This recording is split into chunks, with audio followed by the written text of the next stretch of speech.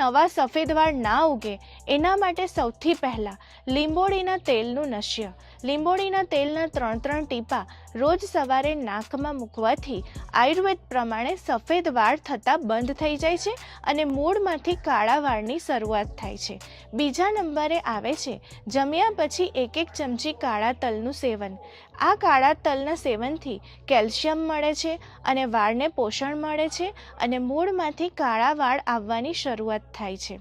ત્રીજા નંબરે જે વાળ સફેદ થઈ ગયા છે એને ફરી કાળા કરવા માટે કેમિકલયુક્ત પ્રોસેસ અને ડાયનો ઉપયોગ કરવા કરતાં આયુર્વેદમાં એક સરસ મજાની ઔષધ છે અને એનું નામ છે રતનજોત. રતનજોતનો ઉપયોગ આપ રોજિંદા જીવનમાં જે પણ હેર ઓઇલનો ઉપયોગ કરતા હોય એમાં રતનજોતના 2 થી 3 મૂળિયા મૂકી દો. રતનજોત મૂકવાની સાથે જ આપનું આખું તેલ લાલ કલરનું થઈ જશે. આ તેલ